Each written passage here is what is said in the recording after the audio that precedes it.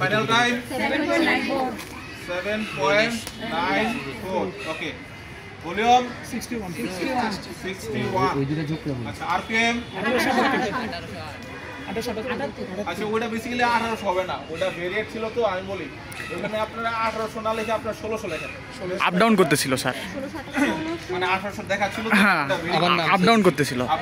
হ্যাঁ 1600 লেখেন 7.93 আচ্ছা 1600 আরপিএম এ। এবার আপনারা সবাই ক্যালকুলেট করেন তো এখানে ডিসটেন্স কত পান 7.66 এবার হচ্ছে ট্রায়াল 2 তে আপনারা দেখেন তো ইনিশিয়াল টাইম কত 7.94 না ওই যে 0 দিয়ে দাও সমস্যা নাই, ওটা হিসাব করে ফেলছি। আচ্ছা হিসাব করতে 7.94 থেকে হলো 14.94 তাহলে আর এখানে ভলিউম কত ছিল 68 আচ্ছা এখানে আরপিএম কত ছিল 1907 এবার এখানে দেখেন তো ডিসটেন্স কত হয় 9.71 আচ্ছা আমরা দুটো পয়েন্ট পাইছি। হ্যাঁ আচ্ছা আমরা হিসাবে সুবিধার্থে আরেকটা পয়েন্ট বানানি, ঠিক আছে আমরা ধরেন ট্রায়াল 3 তে দেখলাম যে ধরেন ইনিশিয়াল টাইম ধরেন 14.94 ফাইনাল টাইম এর সাথে 7 সেকেন্ড অ্যাড করেন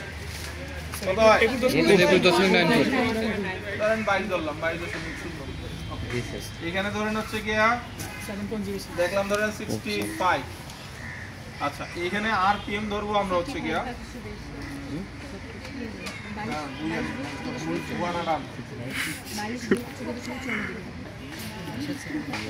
এইটা ধরেন 20 সেকেন্ড ধরেন হ্যাঁ জি স্যার। এইবার ধরেন এখানে আমরা ইয়াটা বের করেন তো 9.2 ভলিউম বের করেন কত মানে ডিসটেন্সটা বের করেন 9.2 20 মাইনাস 9.2 আচ্ছা 5.06 কত আসছে এখানে 9.2 ডিসটেন্স কত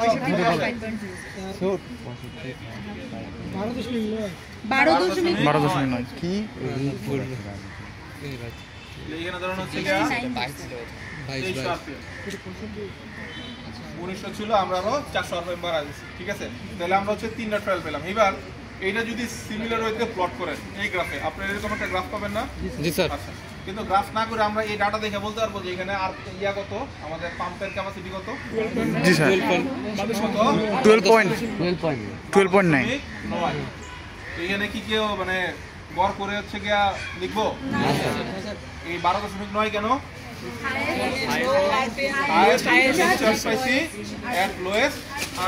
তাই না? এখন এটা লোয়েস্ট কেমনে বলবো যে স্যার এটা যদি আরো এক্সটেন্ড করি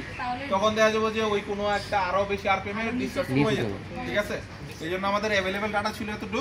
এই জন্য আমরা এটাকে বলতেছি লোয়েস্ট আর ক্লিয়ার। আচ্ছা যারা ভিডিও করছেন আমাদের জিআরদের যে গ্রুপ আছে ওই গ্রুপে দিয়ে দিবেন যাতে সবাই পায় এই ভিডিওগুলো, ঠিক আছে অনেকেই আছে যে বাড়িতে চলে গেছে হয়তো ফিজিক্যালি নাই তারা যাতে হচ্ছে এই ক্যালকুলেশনগুলো পাওয়া যায়, হ্যাঁ ঠিক আছে ভিডিওগুলো যারা জিআর আছো একটু এনশিওর করে আজকে যাতে হচ্ছে ওই জিআর এর গ্রুপে যায়, ঠিক আছে আচ্ছা ঠিক আছে তাহলে থ্যাংক ইউ। হ্যাঁ আর শুনেন এইখানে আপনারা চাইলে লিমিটেশনসে লিখতে পারেন যে আমরা হচ্ছে পাম্প যখন হচ্ছে গিয়ে চালাচ্ছিলাম তখন ক্যাভিটি তৈরি হয়ে গেছিল। ক্যাভিটি মানে কি ওই যে ধরেন প্রথমে পানি দিতে যায় দেখলেন যে পানি উঠতেছে না, আপনি তো প্রাইমিং করছেন তারপর উঠলো না কেন, কারণ এই যে ধরেন আমাদের যে ফুড বাল্ব আছে বলছিলাম যে ফুড বাল্বটা পানিকে ওয়ান ওয়ে হচ্ছে গিয়ে ডাইরেকশনে যাইতে হেল্প করে, তাই না যে সে শুধু উপরে যেতে দিবে নিচে যেতে দিবে না, কিন্তু আমাদের ফুড বাল্বটা অনেক পুরানো হওয়ার কারণে তার কিছু